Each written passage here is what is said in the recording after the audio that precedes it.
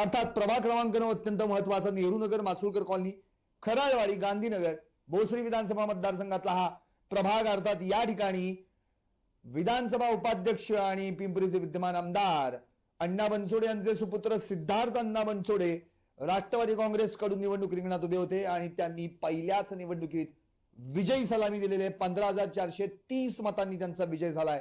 त्यांनी भाजपचे कमलेश दशरथ वाळके यांचा पराभव केलाय, जे आरपीआयचे आहेत, पण यावेळी कमळ या चिन्हावर लढले होते. त्यांना 12,212 इतकी मतं मिळाली. आता हा झाला प्रभाग 9चा अ चा निकाल. आता ब चा निकाल नेमका काय लागला तेही पाहूयात.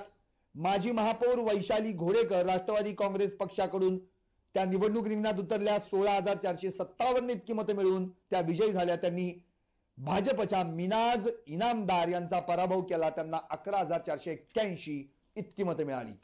आता 9 क मध्ये या ठिकाणी राष्ट्रवादी काँग्रेसच्या सारिका मासुळकर यांनी 15,474 इतकी मतं मिळवली.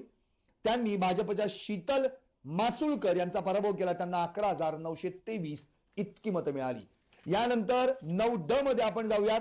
9 ड मध्ये राहुल भोसले, हनुमंतराव भोसले माजी महापौर, त्यांचे सुपुत्र हे मागच्या वेळी देखील निवडून आले होते राष्ट्रवादी काँग्रेसकडून. त्यांनी यावेळी 18,238 मतं मिळवत